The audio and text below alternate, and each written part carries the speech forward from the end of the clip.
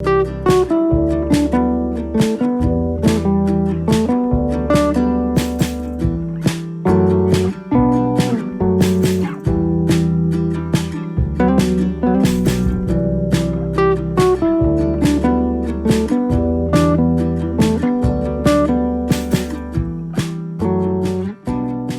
buenas noches, o buenas tardes, o lo que sea, y bienvenidas y bienvenidos a una sesión más del Tercer Piso, que, como saben, y si no lo saben yo se lo explico, es el proyecto cultural con el que Librería Proteo pues, me ha encargado que le haga para, de alguna manera, devolver toda la gratitud recibida a lo largo de todos estos años desde que se hizo Proteo, desde que hacen ya 53 años y sobre todo desde que hace año y medio ardió esta librería, sobre todo el segundo y este tercer piso. Como ya saben, estas librerías se llamaban Prometeo, dios del fuego. Ese era el héroe que le dio el fuego a los hombres y la sabiduría. Pero no por ello Proteo, el dios de las metamorfosis.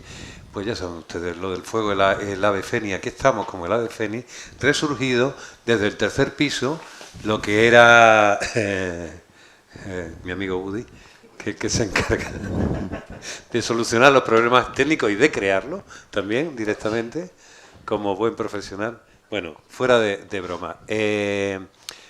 Lo que hacemos con este proyecto del tercer piso es hacer digamos, un homenaje al mundo del libro en todas sus vertientes y al de la lectura. La escritura y la lectura no solo van a pasar por aquí escritores o escritoras, sí en su mayoría, sino también lectores.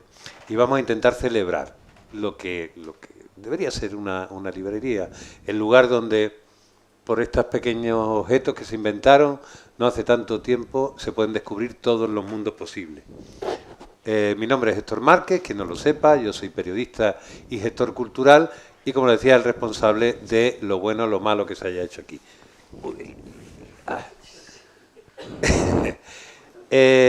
Hoy estamos, este desarrollo del programa se hace a través de varios ciclos, demasiado, me doy cuenta ahora, después de haber empezado. Pero uno de ellos, además, es un ciclo que viene de largo, una idea que viene de largo. Se llama Leyendo a la carrera y lo que pretende es aunar deporte con literatura. Dirán ustedes, deporte y literatura. Yo también fui de los que crecí creyendo que cada cosa estaba... si te dedicabas al deporte no te podías dedicar a la literatura y viceversa. Yo mismo viví en mis carnes el drama de decir, o eres niño gordo que lee, o eres atleta que directamente no coges un libro. Bueno, se puede conseguir y hoy tenemos aquí ejemplos vivos de ello.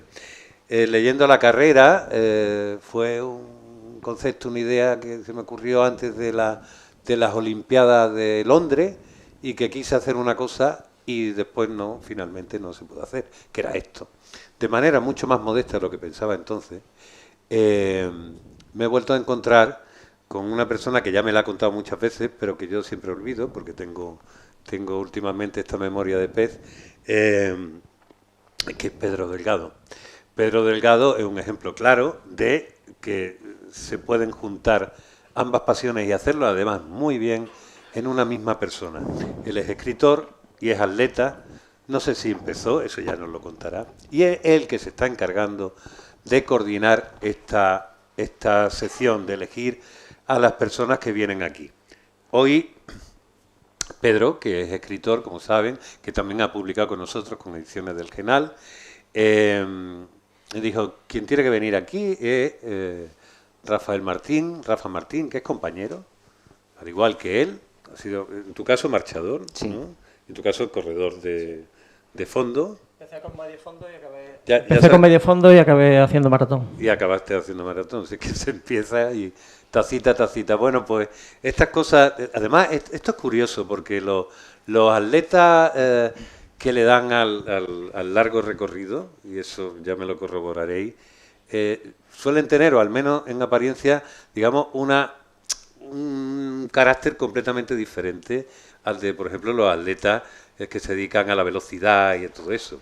Yo veo siempre los de velocidad haciendo unas cosas que yo creo que los de largo recorrido no hacéis porque estaréis pensando, dice, yo voy a gastar 3 segundos de mi energía con la falta que hace en pegarme aquí puñetazos en el pecho, esas cosas, ¿no? Bueno, de siempre a mí me han caído también mucho mejor los atletas de fondo. Tengo por aquí un hermano que resulta que también estudió con Pedro y estudiamos en el mismo colegio, en Los Olivos. Yo que quise ser corredor de fondo me duró la alegría poco tiempo. Acabé convirtiéndome exclusivamente en el que ve las carreras por televisión. Mi hermano, en cambio, continuó y sigue corriendo y corre de vez en cuando con Pedro. Hoy vamos a presentar, como decimos, un libro que se ha editado aquí en la editorial de Proteo, Ediciones del Genal, que se llama Mundos Paralelos. Del libro les va a hablar Pedro, y aquí no es tanto de atleta, aunque ha sido atleta, sino es un libro de viajes, de tus viajes. Sí. Pero yo ya me voy a callar un ratito, porque ya se darán ustedes cuenta de que no paro, y le voy a dejar la palabra a Pedro Delgado para que también vendrá, como terminaremos este ciclo con él como el protagonista, para que hables del libro de Rafa. Así que muchas gracias, Pedro, todo tuyo. Bueno, pues muchas gracias a ti, Héctor, por contar conmigo para coordinar este ciclo. Y bueno, quería comentar que cuando estuvimos confinados en casa durante la pandemia, pues ese fue un tiempo muy fructífero para mucha gente, ¿no? Hubo quien se puso a ordenar la casa, como siguiendo el método Maricondo, o se puso a ordenar los discos duros que tenía al lado del ordenador. Luego que terminaron la tarea esa de bricolaje que les parecía ya eterna. Otros sacaron el caballete, los lienzos y los óleos que le habían regalado por Navidades y se pusieron a pintar. La cosa es que los índices de lectura durante el confinamiento subieron muchísimo, y hubo unos pocos que se pusieron a escribir un libro, entre ellos mi amigo Rafael, que lo que hizo durante el confinamiento fue desempolvar el álbum de fotos que tenía de sus viajes y, animado por su mujer, pues se puso a escribir un texto de cada imagen. Pero no un texto cualquiera, una fecha, unos nombres del sitio, del lugar, sino que se propuso escribir un relato de cada una de esas imágenes. Y cuando puso el punto final a esos relatos, pues me lo envió por correo y me pidió que le escribiera un prólogo y que lo asesorara un poco sobre cómo editar ese manuscrito. Y bueno, fue una labor que acepté, digamos, con mucho gusto, porque además de compartir el gusto por los viajes, la aventura, la montaña, pues somos amigos desde los tiempos en los que éramos atletas.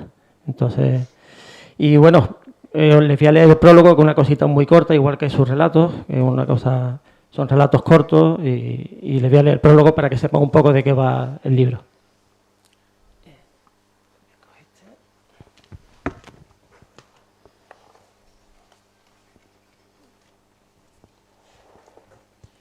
Decía Sylvain Tesson que los hombres soñaban con aventuras recién vueltos a casa, pero añoraban a Penélope en cuanto se hacían a la mar, y que ese vacilar entre estar en casa o fuera de ella nos condenaba a no estar nunca contentos. Analizo el pensamiento del francés y termino por pensar que es más una licencia poética que una realidad. Por lo menos a mí nunca me ocurrió. Por supuesto que uno experimenta la pena de no poder compartir el viaje con los seres queridos, pero no por ello uno desea regresar a casa. El deseo de vagar es mucho más fuerte que eso. Está por encima de todo. Quizás para compensar ese abandono, esa huida del hogar en pos de la aventura, es por lo que uno escribe libros de viaje, para que los que quedaron en casa viajen contigo de alguna manera. Y eso es lo que ha hecho Rafa Martín al compartir con todos nosotros estos mundos paralelos. Este libro reúne 22 fogonazos, pequeñas piezas que transcurren como aquel título de Paul Bowles, Muy lejos de casa, y que definen la manera de ser y de viajar del autor.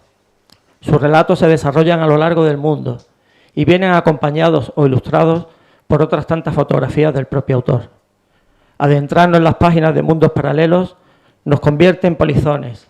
Clandestinamente acompañamos a Rafa Martín por los lugares más singulares del mundo: el Amazonas, los Andes, la sabana africana, el Alto Atlas y el desierto marroquí.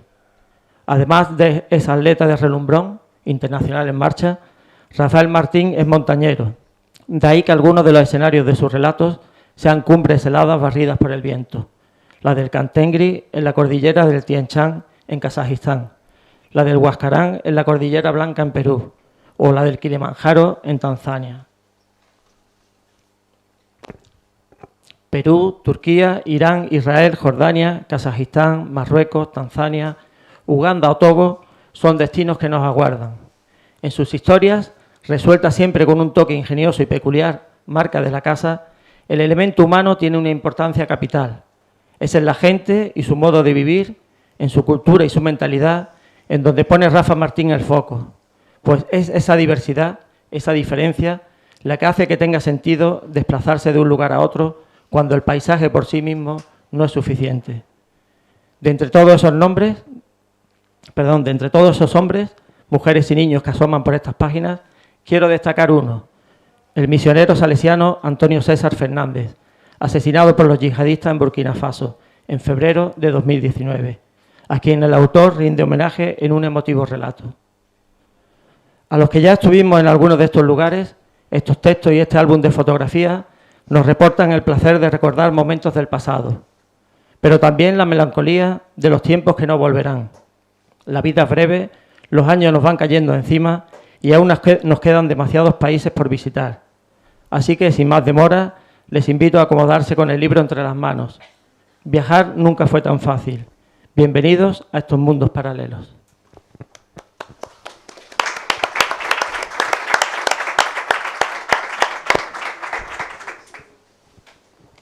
Bueno, Rafa, ya te toca a ti un poco. Vaya. Te toca a ti y yo creo que nos cuentes, porque realmente esto es un libro, como ha contado Pedro antes, es un libro que a lo mejor está en tu alma, está en tu cabeza, pero que no se manifiesta. O sea, tú no vas a hacer estos viajes pensando que un día los vas a escribir, ¿o sí? ¿Qué va? ¿Se me oye? Sí. Sí. En qué va, ni mucho menos. Vamos, eso surgió un poco, pues bueno, vamos a ver. Todos los que viajamos solemos llevar una pequeña libreta en el bolso, donde apuntamos horarios de autobús, el sitio donde nos hospedamos, porque en esos países es complicado muchas veces encontrar el nombre o a quedarse con el nombre de la calle. Entonces yo siempre apuntaba esas cosillas. Poco a poco empecé a apuntar alguna anécdota, algo significativo, y más adelante pues lo que hice fue empezar a apuntar cositas.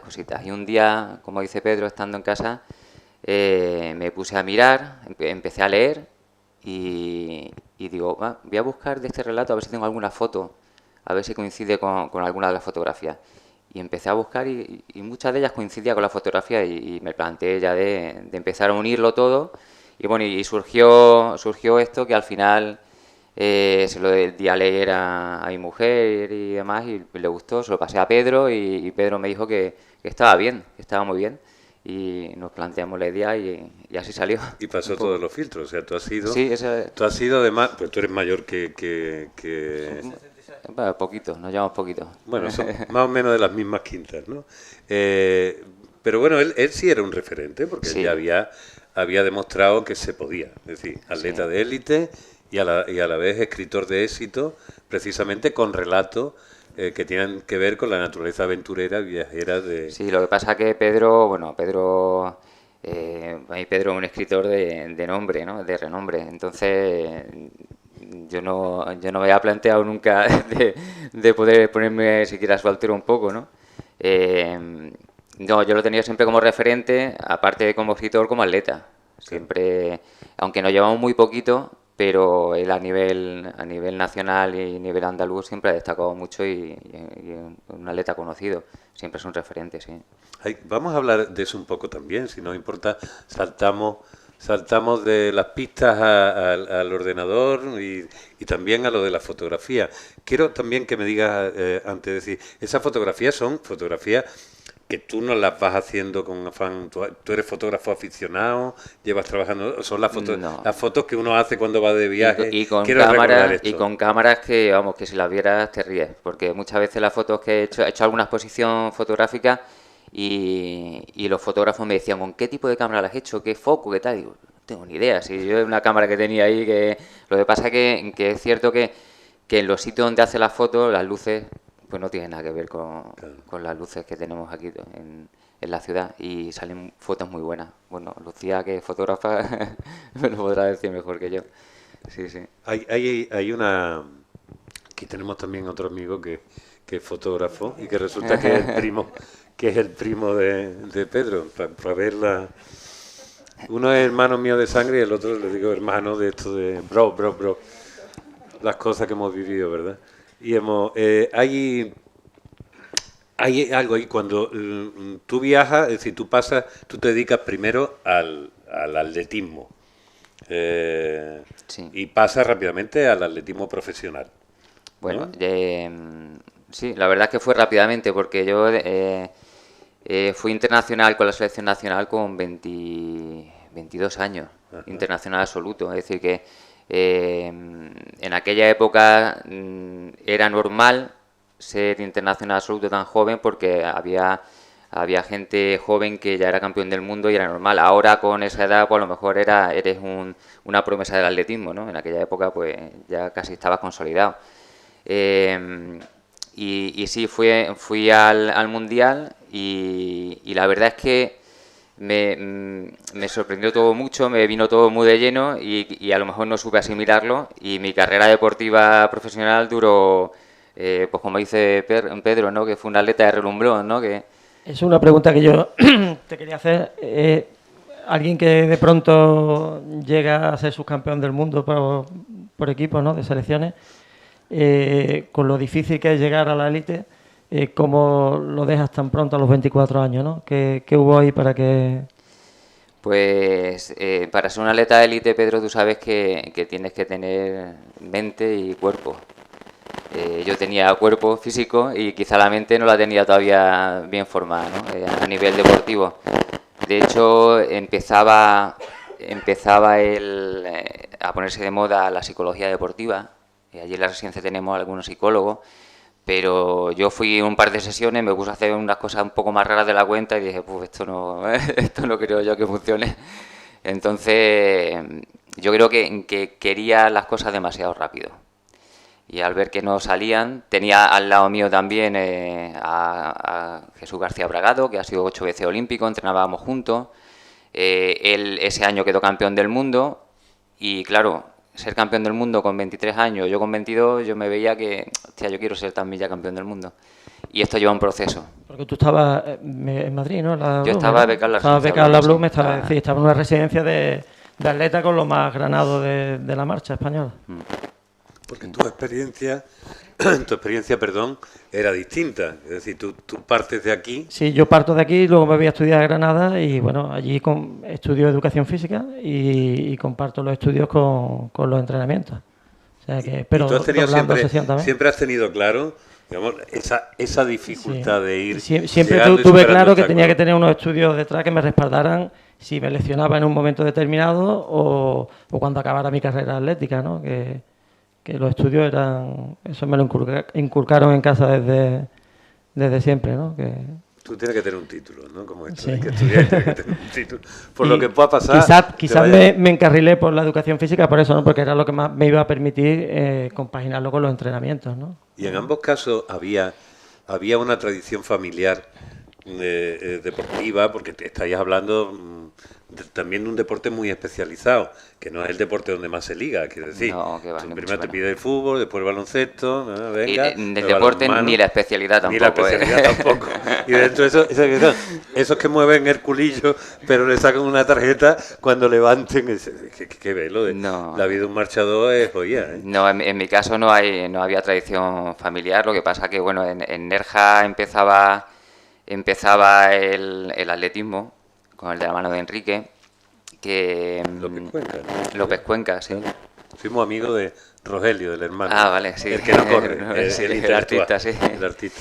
Pues empezaba a florecer el Club Nerja de Atletismo y Enrique, pues bueno, nos juntó a unos pocos, como él dice, la generación del 70, y de ahí salieron muchos atletas de mucho nivel.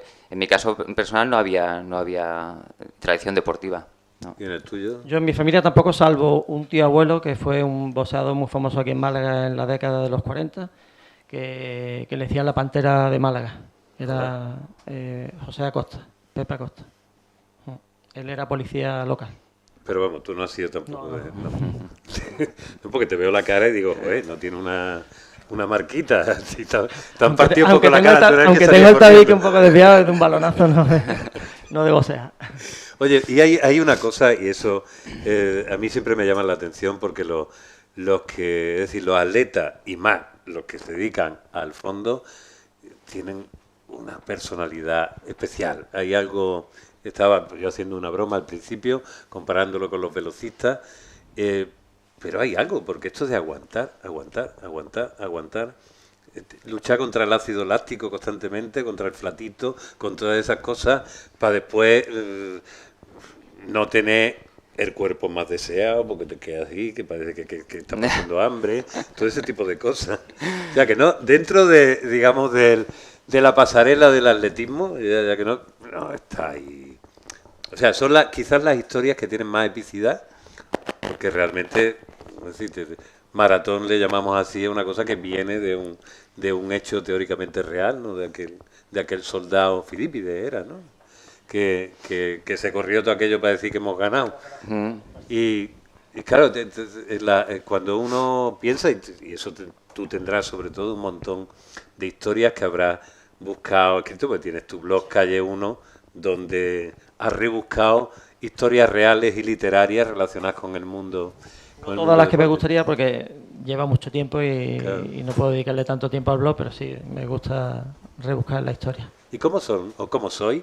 Si hay algo en común entre los marchadores, los maratonianos, los de fondo. Los marchadores son también corredores de fondo. Resistencia, de fondo, Claro. entonces Pero son muy parecidos. de personalidad, no sé, la verdad es que... Somos tranquilos, la sí, verdad. no...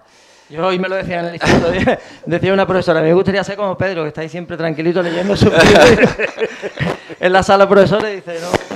Y no dan Y yo ruido. estoy aquí. Tampoco podemos decir que seamos diferentes a los demás atletas. Bueno, y María, mi mujer, también, cuando te escucha decir que si el fondo duro, tal, ya que hace una prueba de 400 metros, que siempre dice Bueno. que es la más dura del atletismo, Eso empezamos aquí la pelea, ¿no? Eso es verdad, es la más dura del atletismo, porque los cuatrocentistas hablan mucho de eso, porque está justo en el Mi hijo, límite. por ejemplo, hace 400 y bueno, aquí tenemos a Miguel Ángel Moya, que fue un Antonio cuatrocentista también. Hizo 400, es verdad. Que ganó medalla en Campeonato de España universitario. Y bueno, lo que pasa es que lo de ellos dura nada, 50 segundos. Claro. Nosotros tenemos que estar ahí en la pista muchos minutos, ¿eh? No, de todas formas, yo siempre he dicho las comparaciones al final son odiosas, ¿eh? Porque yo recuerdo en la residencia Blume que estábamos, de hecho, Valentín Masana batió récord de España de 50 kilómetros en marcha con 3 horas 32, 3 horas 38, y lo equipararon en aquella época era la octava mejor marca del mundo, creo, lo equipararon con la octava mejor marca del mundo de salto de longitud. Entonces allí se lió la gorda. ¿Cómo va a comparar una prueba de marcha con el salto de longitud? Tal. Digo, bueno, es que es una tontería compararlo, es verdad. Porque yo no soy capaz de saltar 8 metros y pico, ni el otro va a ser capaz de hacer 3 horas 38. Entonces es una tontería comparar. Yo esas cosas, la verdad es que no, ni lo intento.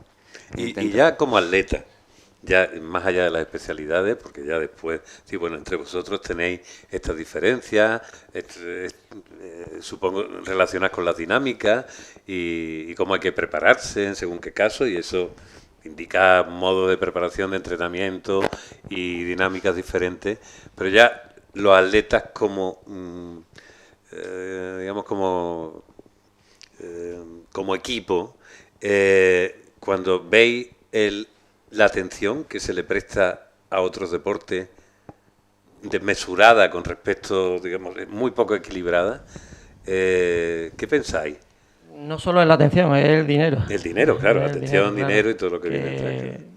Que tú, digamos, entrenas como un profesional, pero con lo que ganas no puedes vivir solamente de eso, ¿no? Claro. Entonces, mientras que un futbolista jugando en tercera división, pues ya está viviendo, bueno, en tercera y en categorías menores, ya está viviendo de eso, ¿no? Entonces, Y hay muchos atletas de élite Bueno. que no pueden vivir, aun siendo de élite. No, aparte que el atleta profesional, yo lo entrecomillo siempre porque es que profesional es alguien que gana dinero de su trabajo y quizás de empresas privadas, ¿no? Pero el atleta realmente vive de ayudas federativas, de becas federativas. Entonces, cuando alguien vive de ayudas, pues sí es profesional, pero entre comillas, profesional. Un atleta que dedica 6-8 horas diarias al entrenamiento y vive de ayudas, es por lo que decía Pedro, que después se tiene que buscar la vida, porque tenemos que buscarnos la vida porque después eso se acaba y un futbolista termina, pues bueno, como he visto hoy en el autobús, en la pantalla, atrás ponía era Ronaldo, creo, o era Cristiano Ronaldo, con su clínica capilar, ¿no? Ese puede montar lo que le dé la gana, pero un atleta cuando termina no puede hacerlo. Entonces, profesionales entre comillas. Bueno, y eso, ¿cómo sales, terminas aquello? Decides pronto, antes has contado que te faltó quizás la cabeza porque y la paciencia. Yo siempre he dicho que no me arrepiento de nada porque al final yo lo vi como si fuera un libro. Yo veía el mejor final que podía conseguir, que era ser campeón olímpico o campeón del mundo, que los tenía al lado, era Dani Plaza y Jesús Ángel García Bragado, o el peor final, que era lesionarte y no conseguir nada. Entonces, como yo sabía los dos finales que había, digo, mira, lo mejor es que lo dejo ahora y me voy buscando la vida por otro lado y me dedico a trabajar y a buscarme mi vida. Y nunca me arrepentí de dejarlo. Por eso tampoco, ahora que me dedico a entrenar gente, tampoco pretendo sacar campeones, ni mucho menos. Lo que pretendo es que lleven una vida activa, deportiva y que aprendan los valores del deporte, que bueno, que está bien. Y si después llegan a ser algo, pues que sean, pero que no sea el objetivo principal de llegar a ser campeones del mundo, porque tampoco van a vivir de ello aunque seas campeón del mundo, ¿eh? A no ser que sea Usain Bolt, que claro. Eso ya es otra historia. Sí, pero le acaban de estafar dinero, lo hemos leído todo y ni Usain Bolt está libre de eso, ¿no? Hay una cosa curiosa porque bueno, él se retiró con 24 años, pero luego volvió otra vez y volvió no para marchar, sino para hacer carreras de fondo, de ultra. Y una de las pruebas que corrió fue en el 99, Granada Pico Veleta, 50 kilómetros durísimos, y los ganó. Y es curioso porque en las últimas rampas iba tan hecho polvo que terminó marchando. Entonces fue una forma muy bonita de aunar, digamos, sus dos grandes pasiones, la marcha y la montaña. Porque no olvidemos que estaba subiendo al Veleta. Sí, la verdad es que... Eso es interesante, que es ver ahora mismo el proceso de cómo sales de las pistas o de los circuitos urbanos. Bueno, supongo que algún cross te caería también en tu época o eso, pero pasas directamente ya a la montaña. Sí. Que esto ya es sí, aventura porque pura. Allí en la residencia Blume vivíamos dentro del INEF y el INEF tenía un rocódromo y claro, yo ahí pues siempre lo miraba con el deseo de decir, me gustaría probarlo y tal, pero bueno, al estar becado no puedes hacer ningún tipo de deporte de riesgo porque no te dejan, ¿no? Entonces siempre tenía en mente, digo, el día que deje de hacer atletismo voy a probar otras cosas. Y fue terminar y bueno, y en Nerja pues hay un mogollón de piedra y tal, y empecé ahí a engancharme, a ver cómo podía hacerlo, compraba libros, compraba historias y bueno, ya empecé poquito a poco a enganchar el tema de la montaña. Y fue un poco la transición, ¿no? La transición. ¿Y eso lo vas haciendo solo al principio? Sí, porque en Nerja no había tradición de escalada ni de montaña, nada de eso, y bueno, iba cogiendo libros y empezando a experimentar Sierra Nevada, con algún amigo de Nerja, si íbamos a Sierra Nevada y tal. Pero claro, ya poco a poco es lo que nos pasa a los que hemos sido deportistas, ¿no? Que cada vez quiere un poquito más. Y aunque la montaña no es una actividad deportiva como tal, el deporte está arreglado, ¿tal? La montaña no está arreglado, la montaña no es competitiva, que sí es competitiva, ¿no? Porque al final, pero bueno, siempre quieres un poco más, y de una cordillera vas pasando a otra, hasta que te ves envuelto en un fregado que... Y ahí te arriesgas, de verdad, sí, en la montaña. Sí, ahí porque decimos que en esto puede tener una lesión de ligamento... No, mucha gente me dice, ¿qué crees que es más duro? ¿Correr 100 kilómetros que has corrido o hacer montaña? Digo, hacer montaña. Digo, 100 kilómetros, un momento dado tú te paras y dices, me voy para mi casa. pero en el monte no te puedes parar y decir, me iba a mi casa. Tienes que salir sí o sí. Y... Tú, en cambio, eres poco montañero, ¿no? Bueno, no? yo he hecho mucha montaña porque durante mucho tiempo estuve trabajando en las vacaciones, trabajaba en Marruecos, llevando grupos al Touzkal, que es el pico más alto del norte de África, son 4.167 metros. Y bueno, pero yo me gustaba subir la montaña, pero por lo que había luego detrás, ¿no? Había un valle con muchos pueblos muy bonitos, pero el hecho de subir la montaña por subirla me tiraba menos. Ambos, eso sí tenéis, sois viajeros. Sí, Sí, bueno, me he acordado, los dos hemos subido, por ejemplo, al de Mabán, al de Mabán, en Irán. sí. Eso explicármelo, porque a mí me No, lo por decía como separado, si fuera... él en una época y yo en otra época. Pero Yo me decía el de Mabanga y yo como, bueno, pues nada. son No sé. 5.600. 5.600 y pico, sí. Vale, para que nos hagamos una idea, el Sí. pico más alto de aquí Sí, es Torrecilla, que es 1.900 y pico, ¿no? 1.800. Es un volcán pico, que, para sí. que te haga la idea, en verano está con nieve, en la parte de arriba. O sea que... Y eso, claro, eso habrá una mijita, supongo. Perdóname que yo pregunte como Sí, si sí. fuera un ignorante, que efectivamente lo que soy. Tú vas al principio así como poquito a poco, ¿no? Se está bien, pero a medida que vas subiendo, de que te falte el oxígeno y que seguramente no hay ningún caminito para agarrarse, como los andadores estos que van así con las señoras mayores que van y los señores que van, eso llega ya un momento donde tú tienes que estar atado de cuerda. Bueno, hay montañas No, hay que montañas que son más técnicas, menos técnicas. El de Mabán en este caso es una montaña que no es técnica, pero ya tiene una altitud que Básicamente eso, la dificultad es que no te llega el aire al cuerpo. El dolor cabeza. El dolor de cabeza. El dolor cabeza que no es. El Bueno, famoso Sobre mal todo, de si, altura, sobre eso, todo si eso no, pasa, ¿no? sobre todo si no haces la aclimatación bien, ¿no? Claro. Yo, por ejemplo, me subí directamente al refugio de arriba y al día siguiente tenía un dolor de cabeza que, vamos, pero subí, ¿no? Pero que tenía que haberme quedado en el refugio anterior a 3.000 metros.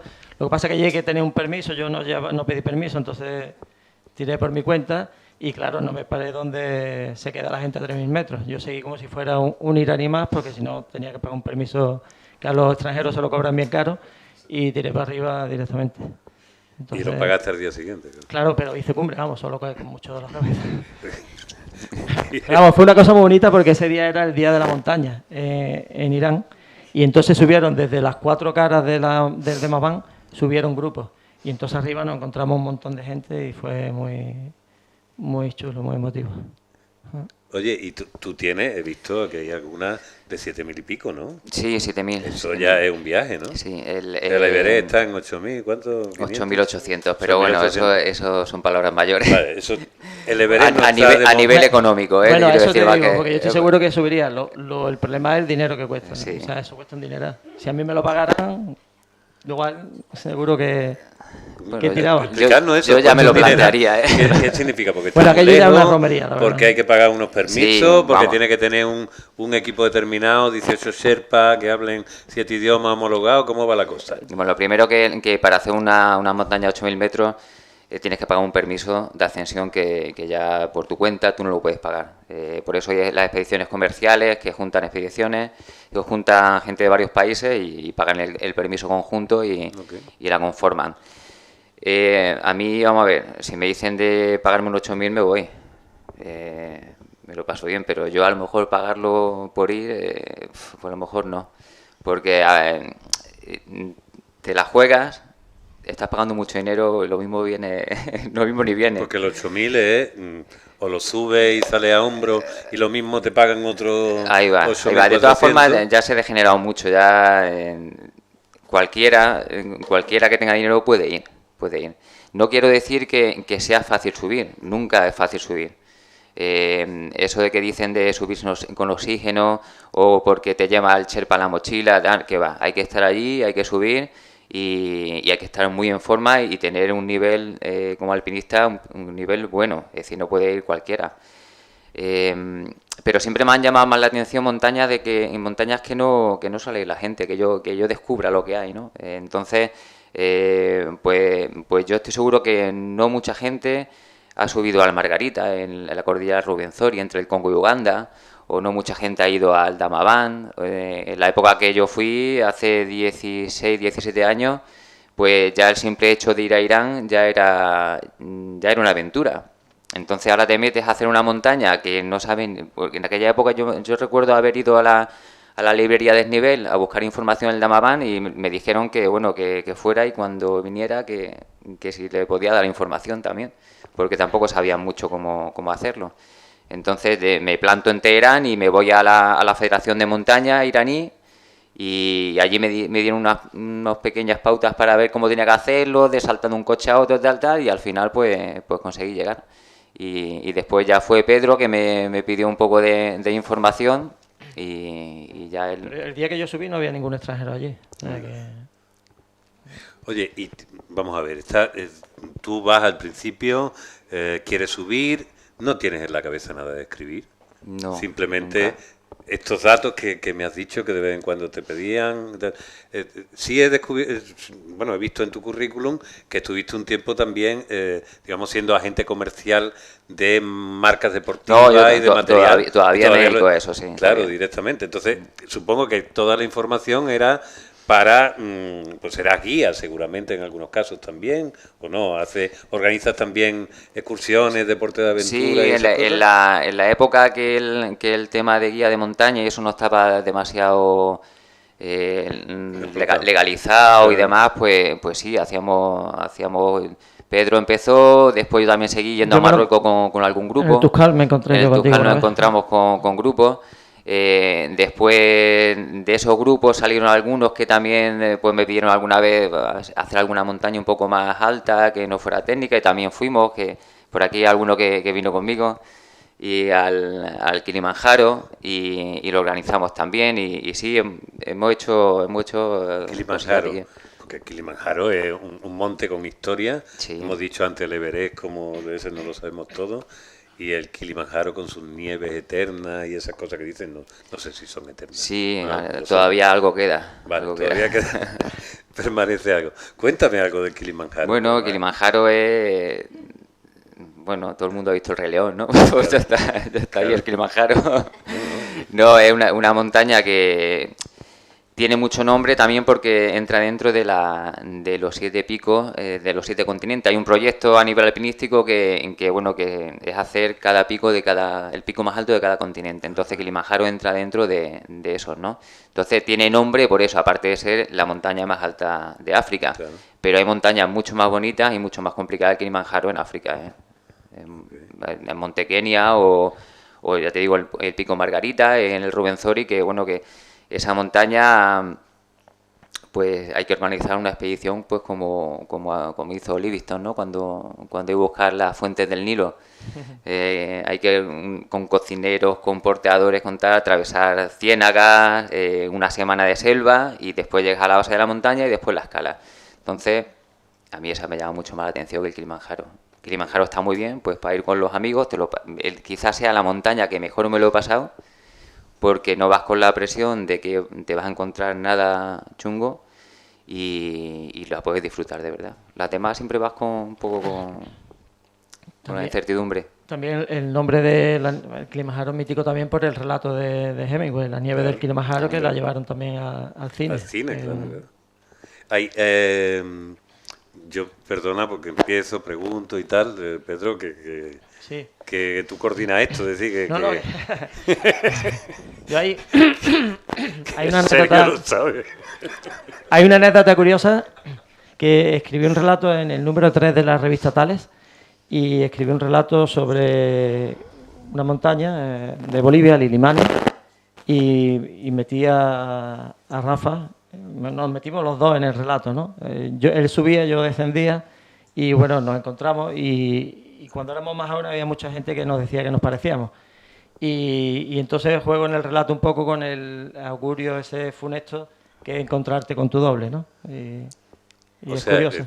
Habéis trabajado el tema del doppelganger, os habéis convertido en personajes de ficción, sí. Habéis hablado con vosotros mismos como Unamuno, Niebla, o sea que ya habéis hecho el completo. Eso también tiene que tener dentro del mundo este de autores y deportistas viajeros.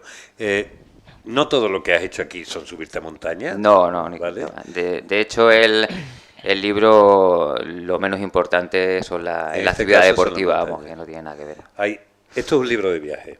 Sí, Y por lo tanto, y hay una cosa que hay un espíritu en todos los breves relatos que cuenta, que es básicamente la mirada del viajero que dice, oye, ¿en qué mundo vivo yo?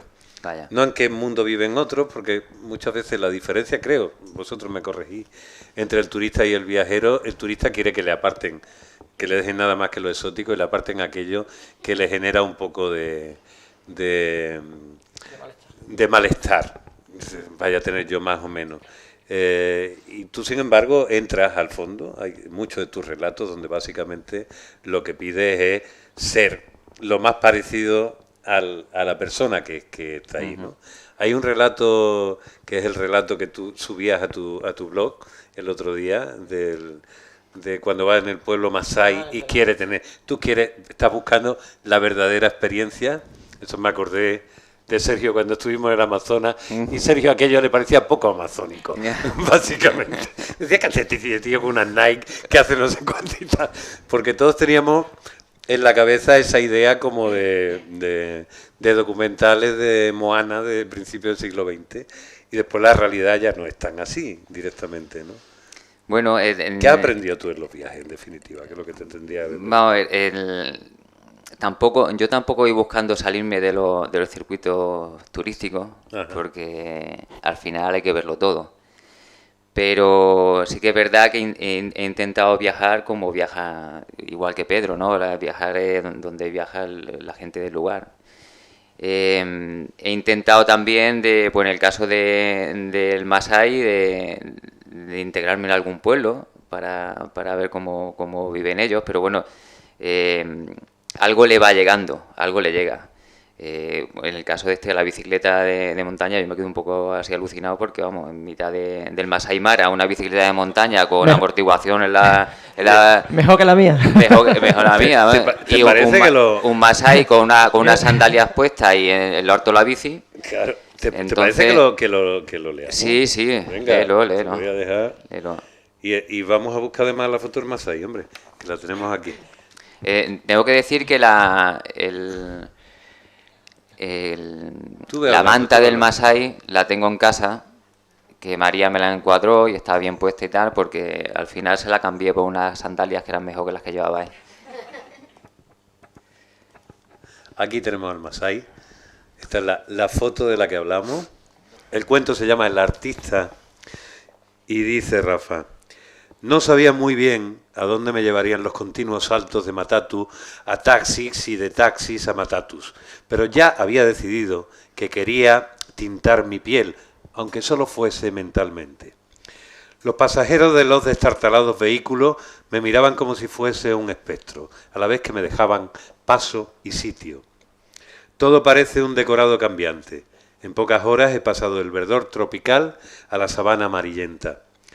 De repente corre a nuestro lado una hiena asustada. Tenemos que parar para que un grupo de jirafas cruce tras un paso de cebra. El regidor parece que ha abierto las jaulas para que el turista blanco no descubra que todo es un montaje. La pequeña furgoneta se detiene en mitad de la nada polvorienta. El conductor me mira y señala con el dedo hacia el infinito. Por lo visto, mi destino está allí, en el único sitio que los responsables de Atrezo han pasado de equipar. Con mi pequeña mochila a la espalda, comienzo a caminar sin dejar de mirar al conductor, que aletea con las manos como si quisiera empujarme con el viento. Le pedí un poblado masái en medio de la sabana y no estoy seguro de que lo haya entendido. Así que lo único que me queda es confiar. Estoy deseando pasar unos días inmerso en la prehistoria. Pero todo lo destroza uno de los extras que ha salido de tiempo. Un masái pedaleando en una bici de alta gama me hace pensar si lo que estoy viendo es real. Este es uno de los textos, son todos textos cortos, Sí. además, y además no están pensados en el momento. O sea, están hechos a posteriori. A posteriori, sí. Están hechos... hay algunos que cojo la foto y lo hago. Otros que a lo mejor estoy en la cama y de buena primera me acuerdo de una foto y digo, adiós, esta me acaba de llegar. que no está muy... No está demasiado currado, vamos lo que te digo. Bueno, a mí... Bueno, no, quiero decir currado, no que haya estado días pensándolo y tal, sino me han salido en el momento y ya está.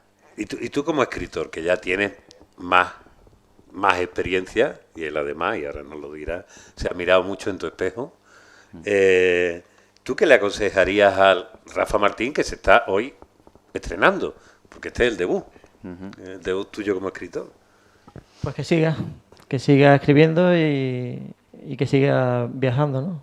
Porque nosotros vamos a viajar también a través de lo que él escriba.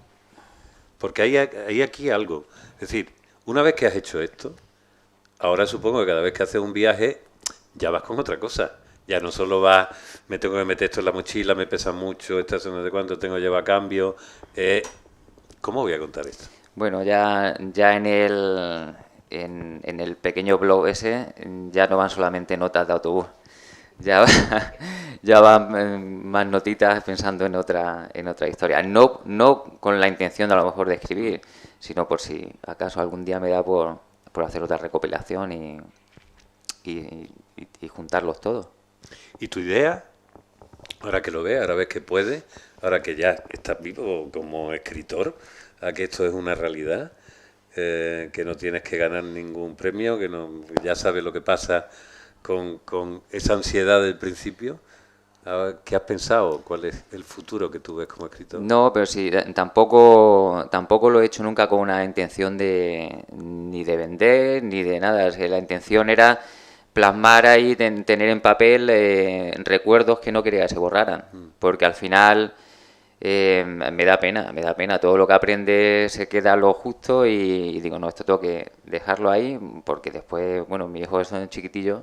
Cuando sean grandes, dices, mira, dónde estuvo, qué es lo que hizo, ¿no? Tampoco tengo ninguna pretensión de nada, simplemente es dejarlo ahí plasmado y que la gente también pues pueda viajar un poco donde yo he estado, porque pues mi familia o mis amigos no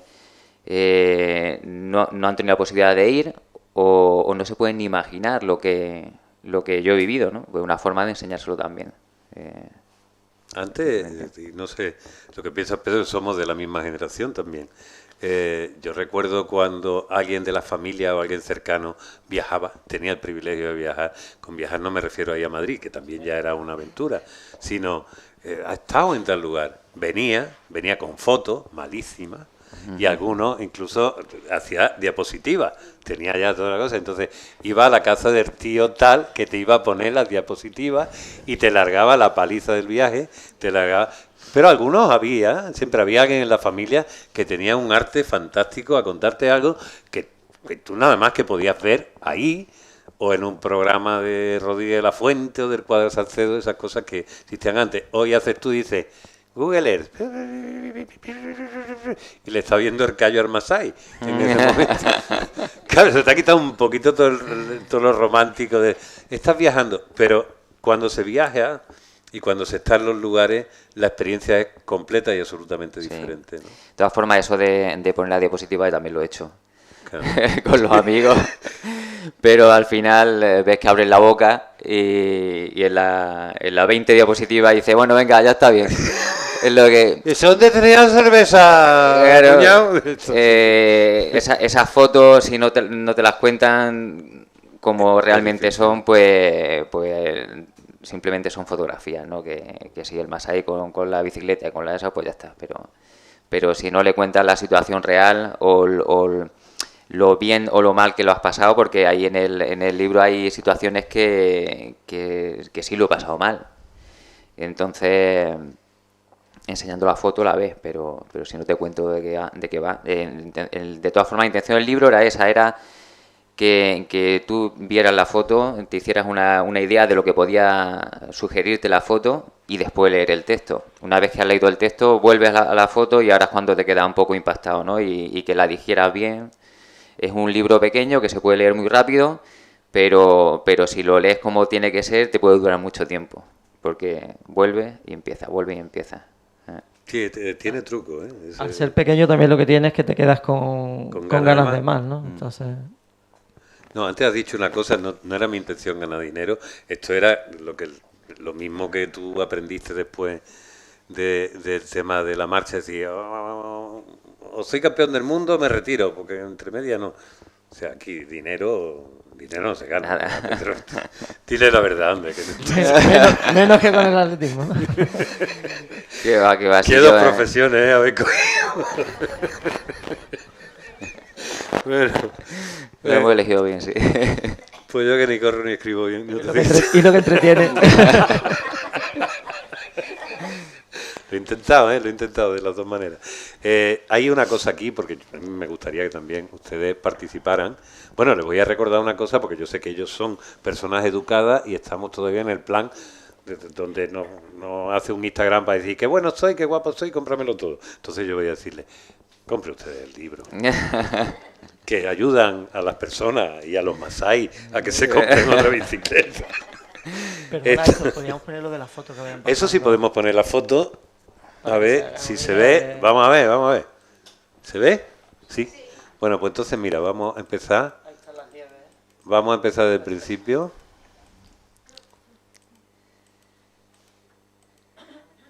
Bueno, este es el... Vamos a hacer... ¿Cómo se dice? Esto tiene que tener una cosa que diga... Presentación.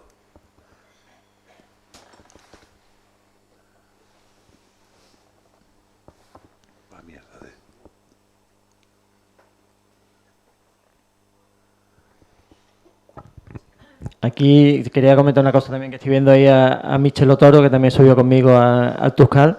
Y bueno, él es fotógrafo también y tiene una academia de fotografía, y sé que hacen talleres también sobre fotografía de viajes, ¿no? Entonces, si a alguien le interesa mejorar sus fotos de viaje, pues... No, pero te he visto ahí, no me he podido resistir, digo. ¿Este cuál es? ¿Este monte? Es el Kilimanjaro. Es el Kilimanjaro. Sí. ¿Y esto? Ay, gracias.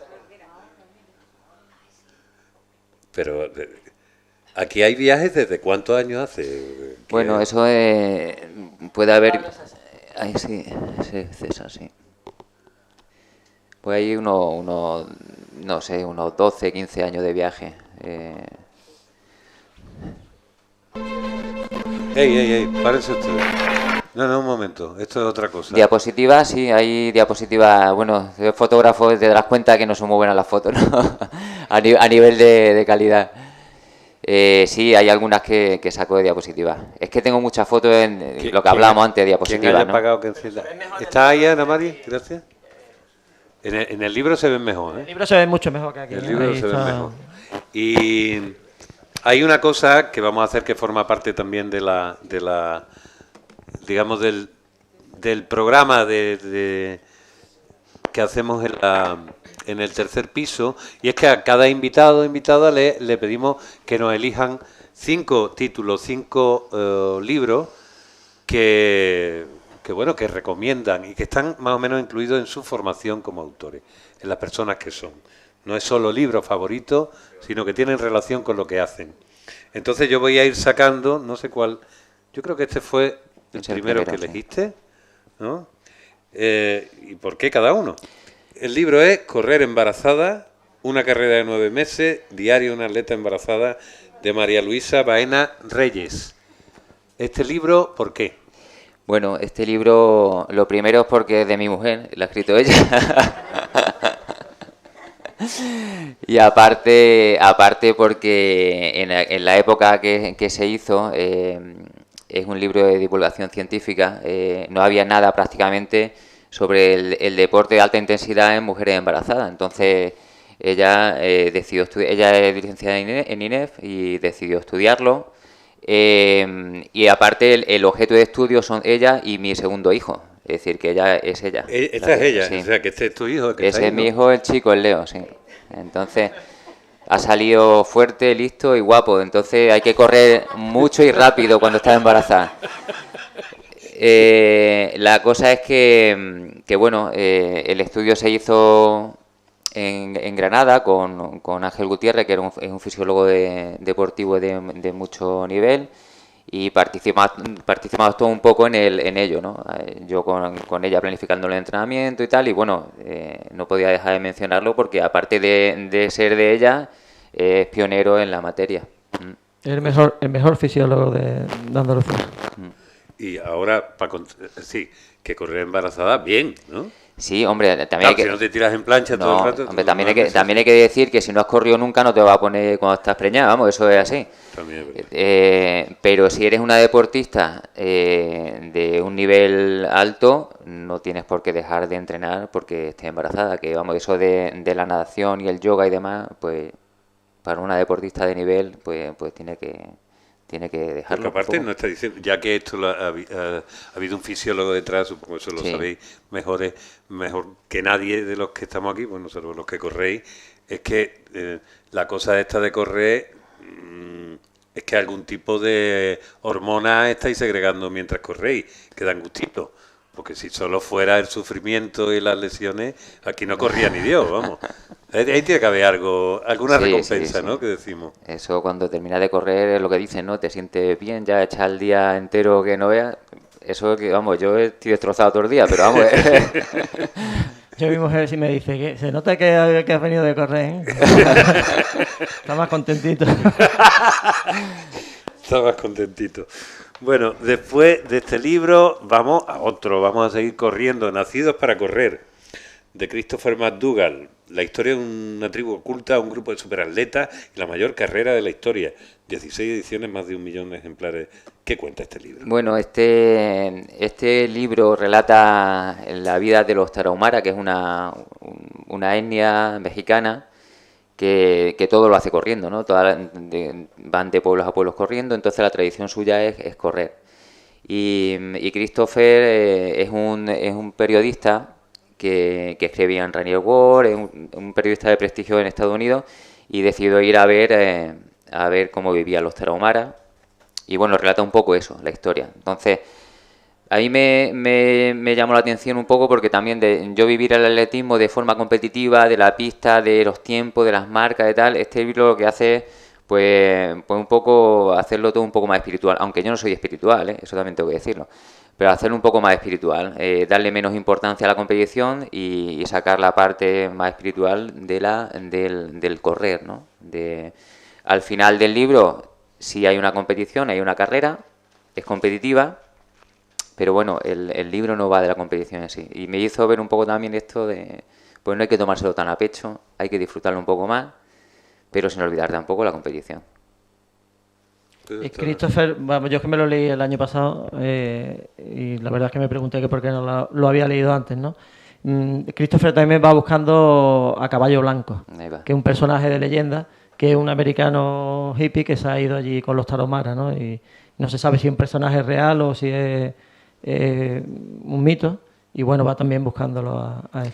Los Tarahumara también son, se puede decir que son los precursores de los marchadores mexicanos. Ajá. En México siempre hay mucha tradición de marcha, sí. Muchos campeones del mundo, olímpicos y tal. Y bueno, en un curso que di de técnico deportivo de atletismo que sustituía a Pedro en la marcha, pues les puse un vídeo a los alumnos de los Tarahumara, ¿no? Y lo que es la tradición de larga distancia en México. Y has dicho antes algo que me ha... yo creía que todo el mundo que se enfrentaba a sus propios límites y se enfrentaba además los límites de la naturaleza tenía algo de espiritual, y tú has dicho, yo no soy nada espiritual. Bueno, o sea, le has tumbado total. No. Vamos a ver, yo es que soy de las personas que si no lo veo, no lo creo, vamos, aunque sí. El aire no se ve, pero vale. Existe. No, yo para eso soy muy racional, es decir, a mí me gusta correr para ver un resultado, me gusta escalar una montaña para ver el resultado también, aunque después lo disfruto, pero vamos a ver, todos los días no lo disfrutas corriendo, todos los días no sales a pasártelo bien. Claro. Hay días que no tienes ganas y vienes sufriendo como un perro. Y al final eso no es tan espiritual. ¿Y tú qué dices? Bueno, yo la verdad es que tampoco soy... Yo soy muy objetivo, no soy nada... Yo soy ateo. La verdad es que sí. Bueno, ya seguiremos hablando. Vámonos al Asirio. El Asirio de Nicholas Gill, aventuras, batallas e intrigas palaciegas en Asiria del siglo VII a.C.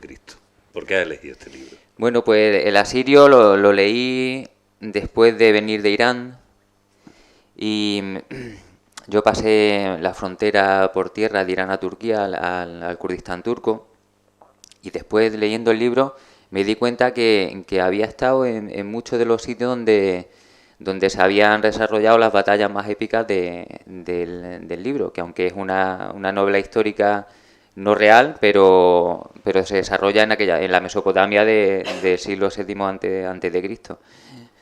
Y estuve en fortalezas que aparecen en el libro sin darme cuenta, en la zona de Van, del lago Van, de Obayacid, y en planicies gigantescas donde se desarrollaban las batallas, ¿no? Entonces leí el libro, que engancha mogollón, y después tiene una segunda parte también que me parece que se llama Estrella de Sangre, creo, también. Y aparte, pues en mi época de estudiante de Historia del Arte, a mí siempre me había llamado mucho Mesopotamia, ¿no? Toda la región de Mesopotamia, en la época de los asirios y eso, y bueno, me parece un libro que te pones y te engancha. Y con lo que conocías te sirvió para pintar más mentalmente las imágenes que hace cuando lees. Sí. Javier Reverte, un clásico. Vagabundo en África. Pues Vagabundo en África me hizo viajar a muchos lugares donde Javier había estado. Uganda, Ruanda, quise entrar, al final no pude, pero sí quise seguir un poquillo los pasos de Javier. Lo que pasa es que él hizo viajes que prácticamente eran imposibles, como navegar el río Congo, que entrar en el Congo en aquella época, vamos, en la época que estuve yo allí, era prácticamente imposible. Entonces también me hizo ver un poco lo que era el genocidio de Ruanda en el 94. Quise entrar en Ruanda por eso, para ver cómo... Porque, vamos, yo no soy ni periodista ni soy antropólogo, pero soy muy curioso. Entonces, a mí me gusta mucho preguntar. Todo el que me conoce me dice, anda, que no preguntas tú nada, macho. Todo el rato preguntando. Bueno, pues me apetecía mucho entrar en Ruanda y ver cómo estaba la situación. Y bueno, y Javier Reverte ahí me hizo un poco de guía, ¿no? ¿Y te has sentido fuera de lugar en algunas ocasiones en tus viajes? Es decir, Bueno, ¿qué hacemos nosotros los occidentales? Bueno, en África siempre está fuera de lugar. Ahí entiendes lo que es el racismo, directamente, ¿no? Sí, porque bueno, no sé si te ha pasado alguna vez, pero yo en alguna estación de autobuses se me ha acercado uno y me ha dicho blanco, como el que le dice negro aquí a un negro, ¿no? Claro. Entonces digo, bueno, pues blanco, ya está, a ver si... Claro, ellos lo dicen con la misma despectivo que nosotros le podemos decir aquí a un negro, que vamos. Entonces sí, te sientes fuera de lugar porque en todo momento te miran, no puedes pasar desapercibido. Y si vas a un país que más o menos tiene turismo, como Kenia, Tanzania y tal, vale, pero si te metes en Togo, Benín, Ghana, esos países que poco turismo blanco ves, entonces sí que ya eres un punto de mira. Me acuerdo, la policía también te lo ponía a veces complicado. Me acuerdo una vez cuando volvíamos a Senegal, cruzando Gambia, y nos paró la policía, nos estuvo allí empamplinado mucho tiempo. Yo iba con mi mujer y nos dijo, era un taxi colectivo de estos que sale cuando se llena, y me dijo el hombre, dice, es porque sois blancos, claro. Entonces nos trató así un poco despectivo y eso. Bueno, África tiene una cosa, y es que eso ya me lo decía a mí César. Decía que África o te gusta mucho o la odias para siempre, si es la primera vez que vas. A mí me gusta. ¿A ti te gusta? A mí me gusta, sí, porque, bueno, vamos a ver, no te tratan mal, te tratan bien. Lo que pasa que bueno, siempre pues pasa un poco, te ven como... Son excepciones, si te trataran así no irías. Claro. En África me encanta, ¿no? Claro. Y la gente se vuelca contigo, súper amable, súper agradable, pero siempre te encuentras alguien que Que te recuerda dónde estás Que y de dónde vienes tú, además. Pasa un poco cuando vas a Bolivia, por ejemplo, que la gente es súper bien, pero siempre hay alguno que te recuerda: españolito, mira cómo nos dejaste, que os llevasteis todo loco, que tal y cual. En Y fin, después... eso un día sí, otro no, ¿no? Sí, eso es Alguien te verdad, lo- eso es verdad. te Y lo después países que todo el mundo le tiene miedo, como Irán, es totalmente al contrario. En Irán, vamos, es el país más amable y más afable de la gente que te puede encontrar. De ir por la calle y ofrecerte todo, meterte en su casa, están locos por hablar contigo, con ganas de saber qué piensan de ellos en el exterior. Entonces, claro, cuando aquí lees noticias, porque aquí también es cierto que en España somos muy dados a leer el titular y no seguir leyendo la noticia. Y leemos el titular, nos echamos la mano a la cabeza y ya se acabó todo. Pero tienes que terminar de leer la noticia y desarrollarlo un poco más. Entonces, cuando lees titulares, yo no digo que en Irán se respeten los derechos humanos. Sí. Es un país que está claro que no. Pero tenemos que mirarlo todo con lupa. Porque el tiempo que yo estuve en Irán, yo no tuve ningún problema. También es cierto que cuando vas a un país como ese, vas bajo sus reglas. Es decir, si tú no crees que puedes respetar sus normas, no vayas. Lo mismo que si te invitan a una casa y no te comportas como quieren. Entonces, si tú sigues sus reglas, no pasa nada. Yo no tuve ningún problema. Yo no sé, Pedro, si tuviste alguna experiencia mala. La hospitalidad persa es increíble, pero increíble de verdad, ¿eh? Que como esté cayendo la tarde y no tengas dónde quedarte, como te pongas a hablar con alguien, te lleva a su casa, vamos a dormir, a comer, te presenta a la familia, vienen los vecinos, en fin, es una fiesta para ellos, ¿no? Realmente Y somos- en Oriente Medio, vamos, en todo Oriente Somos Medio. una sociedad llena de prejuicios, ¿no? La visión que tenemos de Bueno. los otros. Hablamos mucho de los norteamericanos que no saben dónde está España ni dónde está y Europa más o menos, pero a nosotros también nos pasa un poquito, ¿no? Yo creo que hay, no sé, la prensa también tiene mucha culpa, sí. culpa de que tengamos esa visión de los países que a Occidente no le interesa, ¿no? Claro. Entonces, cuando vas a un sitio de eso que vas asustado y ves que al final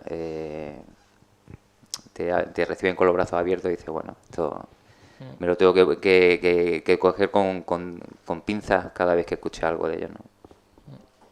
Yo la verdad es que siempre, y yo viajo de una forma muy peculiar, ¿no? Que yo voy siempre con medios locales y muchísimas veces voy haciendo autostop. Y la verdad es que nunca he tenido problema con nadie, la gente te para, te recoge, cuando llega al sitio hasta incluso te invitan a un café. En fin, es una cosa que la verdad te sorprende, ¿no? Porque aquí todo el mundo piensa hacer autostop por esos países, que te van a robar, te van a dar un palo, en fin. Yo creo que tenemos mucho miedo metido desde pequeño. El típico niño no corre, cuando los niños el juego natural es correr, ¿no? Claro. Pues ya desde chiquititos se lo estamos cortando, ¿no? Le estamos ya metiendo esos miedos, ¿no? Pues con esto de los viajes pasa un poco igual, ¿no? ¿Cómo te vas a ir tú solo allí? ¿Cómo te vas a meter en tal sitio? Y luego te metes allí y la gente es súper agradable, ¿no?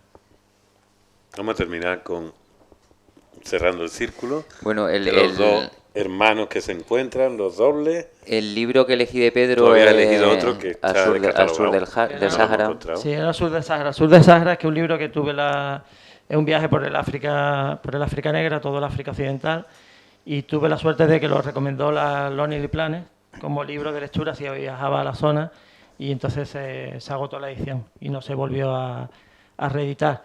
Es curioso porque en ese libro salen muchos sitios que hoy día no se puede ir por culpa del yihadismo, ¿no? Mali, Tombuctú, todo el norte de Mali, eso ahora mismo, Burkina Faso también es peligrosísimo, ¿no? Entonces tuve la suerte de poder recorrer toda esa zona en un momento en el que se podía. Y entonces hemos elegido Bueno, las cartas de Tukal, ¿no? Tukal. Tukal, que es el nombre del otro blog. Este es Sí, el bueno, blog. el nombre del blog viene porque fue un blog que hice para promocionar este libro, ¿no? Pero el Tukal ya le he comentado que era el pico más alto del norte de África, que está en Marruecos.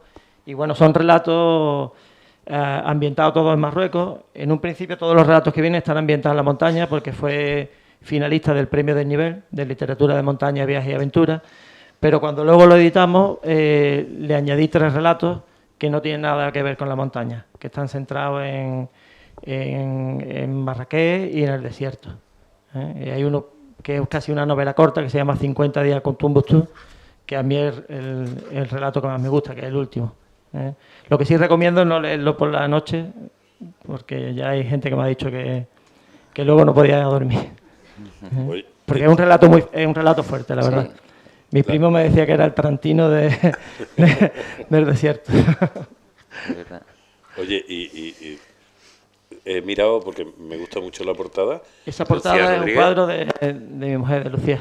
Bueno, que vamos a decir hoy también, que vamos a anunciar que de aquí a muy poco vamos a presentar un libro, que lo haremos aquí directamente, que ha hecho Lucía, sobre todo el proceso de lo que estábamos hablando, del incendio y de la recuperación de Proteo. Una belleza de libro, y lo verán ustedes poco. Como ven, aquí estamos todos con chavaos. El amigo de la tienda, el otro, el primo, el hermano, Fotógrafo. la mujer, el niño, la embarazada. Bueno, así debe ser. Bueno, hay una cosa que le dije el otro día a Pedro que podíamos meter del mismo modo que hacemos esto en todas las sesiones, para recordarnos lo que deberíamos hacer como librerías, ¿no? Que convertirnos un poco en guía. Léete esto, oye, yo que te conozco, acaba de venirme un libro muy interesante. Está bien, saben que tienen que correr, es su hora de hacer la serie, ¿no? Y entonces,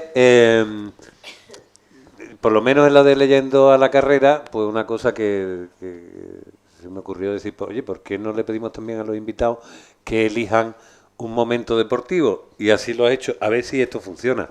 Ahora, Ana Mari, sí te voy a pedir que si puedes apagar un poquillo la luz.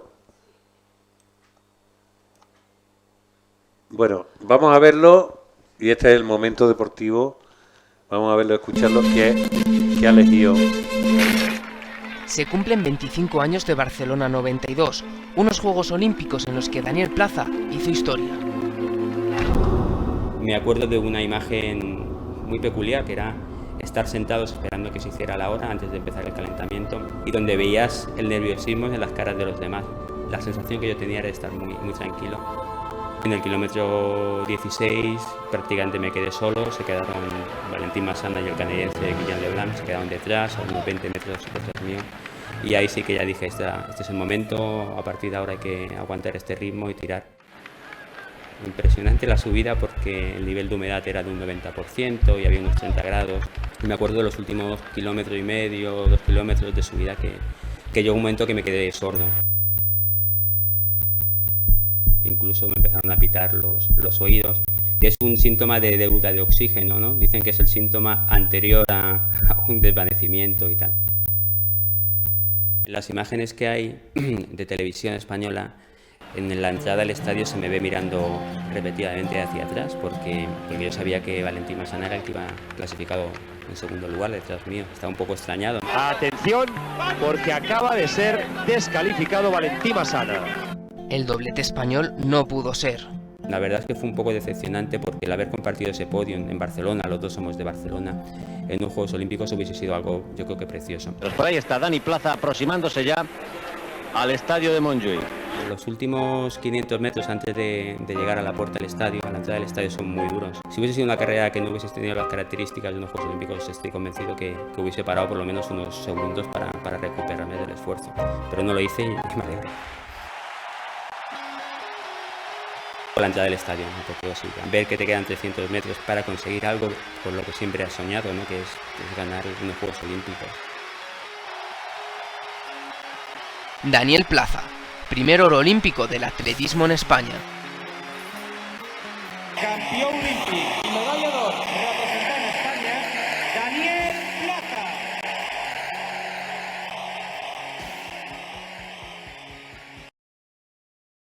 Para que veáis que esto es real. Es decir, que aquí tenemos... Tú eres El 41. el 41, tú eres el harto, ¿no? Sí. Bueno, Son chiquitillos los marchadores, ¿no? bueno, no te creas, Dani era más alto que yo. Lo que pasa es que Dani la foto era más es un picado de esos que dicen ahora los chiquillos cuando se hacen el selfie. Nada, pues el momento deportivo ese que elegí, bueno, es un poco el contraste, ¿no?, de la victoria total y absoluta, campeón olímpico en su tierra, al desastre total de una descalificación a 500 metros de meta, ¿no? Ese quizás sea el momento deportivo que yo puedo destacar. Y aparte porque, bueno, ese mismo año en los Juegos Olímpicos yo no tenía relación con ellos ni me conocían. Yo competía con ellos, pero como no les ganaba, ni me conocían. Un año después formó equipo con ellos en la Copa del Mundo, ¿no? Entonces para mí eso era el máximo, ¿no? Ahí en la foto pues tenemos 3 medallistas olímpicos, que era Dani Plaza, que ganó en Barcelona, Valentín Massana, después consiguió la medalla de bronce en Atlanta en 50 kilómetros, y Jordi Llopart, que fue el primer medallista olímpico del atletismo español en Moscú. Entonces, claro, ahí he visto que decía la primera medalla de oro. Claro, es que la de Dani fue la primera medalla de oro. De oro, es verdad, porque Llopart fue bronce. De un atleta, sí. Llopart fue segundo. Plata. Fue plata. Entonces, claro, ahí el nivel que hay, no sé, yo eso lo equiparo como si me hago una foto siendo jugador de la selección nacional de fútbol con todos los futbolistas mundialistas, ¿no? Entonces, ese es el mismo nivel, es lo que hablábamos antes, ¿eh? No tiene nada que ver a nivel mediático, pero es el mismo nivel. Y esto, si ya ponemos a elegir, no te lo voy a preguntar a ti porque tú vas a venir un día de invitado y ya te tocará. Si eliges a lo mejor a unos cuantos atletas que han sido de alguna manera ejemplos o modelos, aquí por supuesto doy por hecho que con los que conviviste estás ahí, pero después la historia, incluso aunque no hayan atletas que tú hayas visto correr o que hayas leído sobre sus carreras y que te hayan emocionado. Yo realmente no tengo ídolos, ¿eh? Yo siempre he pensado que todos tenemos nuestras cualidades y cuando las sacas eres tan bueno como cualquiera. Entonces, cuando era chiquitillo sí que me parecían hasta las caras diferentes de los atletas de élite. Hostia, se tienen las caras diferentes, hasta los nombres me parecían diferentes. Yo decía, con mi nombre Rafa Martín en la vida, pues soy un atleta de élite, porque no nombre de atleta bueno. Pero no he tenido ningún ídolo. He tenido referentes, pues como decía Pedro, a nivel andaluz siempre he tenido referentes corriendo, pero no he tenido ningún ídolo. Bueno, no eres espiritual, no tienes ídolo, hay gente para todo, pero eres un gran escritor, este es tu primer libro, y yo ahora os digo que si alguien quiere hacer, por supuesto, alguna pregunta, antes de empezar a comprar los libros y que lo firme, por supuesto, es el momento. Aquí tenemos atletas, compañeros, podéis también... Venga, bien, déjame... No, espera, te tengo yo aquí. Yo hablo alto ya. Sí, no, pero si el tema no es eso, es para que después se escuche en el vídeo, la gente lo pueda escuchar. ¿Quién? Ah, eras tú, perdóname. Sí, hola, buenas tardes a todos. Pedro, yo a ti no te conozco, es un placer. A partir de ahora te seguiré. Y sí tengo relación personal con Rafa.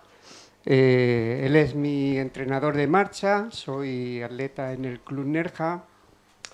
Y bueno, en principio decir que entrenar con Rafa es un placer, porque ahí lo tenemos, es una persona que no tiene trampa ni cartón. Es humilde, es un campeón, y estar al día a día con él, pues te descubre una persona grandísima y es un placer. Eso, darle las gracias por sus consejos, por su entrenamiento y por su amistad. En segundo lugar, quería hablar un poquito del libro. A mí me ha gustado muchísimo. Soy lector, en la mesita de noche siempre me acompañan 3, 4 libros así amontonados como lo tenéis ahí en la mesa. Algunos estamos acostumbrados a leer libros pues grandotes, ¿no? Como se leen ahora de Ken Follett o de Santiago Posteguillo. Entonces, tener este librito entre ellos sorprende, ¿no? Cuando yo lo vi, dije, bueno, eso me lo leo yo en un ratito. 20 minutos está leído y le digo, mister, lo he leído y me ha gustado mucho. Pero en cuanto leí la primera historia, me llevé la sorpresa de que este libro necesitaba otro tratamiento. Es un libro especial y a mí me ha gustado mucho, porque es un libro para disfrutar. Con todo lo pequeño que se ve, yo tardé en leerlo casi un mes. ¿Por qué? Porque es un libro que merece una lectura placentera y como un refresco, cuando te apetece decir voy a leer, voy a viajar. Entonces, yo aconsejo a leer un capítulo diario y cuando apetezca. Este libro, cada lectura, Rafa ha sabido darle algo que hasta ahora no había yo observado en otros libros, no había disfrutado. Es un juego de lectura en el que cada historia, para saborearla bien, el escritor nos lo ha comentado antes, pero yo así lo he saboreado, necesita 2 o 3 lecturas cada capítulo, porque uno empieza a leer y no sabe de qué va, ni dónde está, ni te deja como acertijos, ¿no? Entonces, hasta que no llegas al final, no es una lectura redonda. Cuando llegas al final del capítulo, entonces es cuando entiendes quién es ese personaje, qué papel hace y dónde está él situado dentro de esa historia. Entonces es cuando te apetece hacer una segunda lectura para realmente disfrutarla habiendo descubierto todos esos acertijos que cada lectura tiene. Entonces es un disfrute que merece saborearlo y disfrutar. No es un libro para leerlo rápido, sino para darle su tiempo y para viajar con cada una de sus lecturas. Enhorabuena, Rafa, lo he disfrutado mucho y es un honor la dedicación que me diste y lo guardo en muy alta estima en mi biblioteca. Enhorabuena. Muchas gracias, Rafa. Yo también te quiero. Lo va a tener que llevar al europeo, coño. Gracias. ¿A quién más quiere decir algo? ¿No? Bien, callen para siempre. Es el momento... Ah, tú. ¿Quién? Ah, ¿tú quieres decir algo? Claro. Leo. Leo. Que es famoso. Qué famoso. ¿Tú eres este que estaba en la barriga? Porque está en la portada. Bueno, pues nada, el niño de los royalties de la portada. Muchísimas gracias por venir una vez más, muchísimas gracias. Anunciarlo del día 17. Ah, sí, es verdad, tienes razón. Que viene este hombre. El próximo... Bueno, la próxima, ya que estamos anunciando, es decir, la próxima semana tenemos varias cosas. El día 9 de la presentación de una novela que se llama Tu sonrisa sin temblar, de Víctor Colden. El día 10 tenemos la presentación de otra novela que recomiendo mucho, En blanco, de Coloma Fernández Armero, o Lo que le pasa a una mujer cuando decide dejarse las canas. Altamente recomendable. Y el día 17, hay cosas entre medias, pero el día 17 volvemos a otra sesión del ciclo Leyendo la carrera, con... Viene Daniel Ascona, que Daniel Ascona es el hijo del guionista Rafael Ascona, y bueno, ha escrito un libro de relatos deliciosos, que en la portada se ve una foto de atletismo, una foto en blanco y negro muy bonita, y solamente el primer relato de ellos está relacionado con el atletismo, los demás no, pero es un libro altamente recomendable y bueno, y él viene desde Toulouse y me gustaría pues que estuviera aquí la gente, digamos, apoyándolo porque es un pedazo de escritor y va a hacer un esfuerzo grande realmente para estar aquí con nosotros y presentar aquí Prefiero que me trates de tú, que es como se llama el libro, que la ha publicado con Pepitas de Calabaza. Entonces me gustaría que el día 17 pues apoyaría un poco el ciclo y estuvierais aquí también. Pues nada, prefiero que nos tratéis de tú y a estos señores con un aplauso. Muchísimas gracias.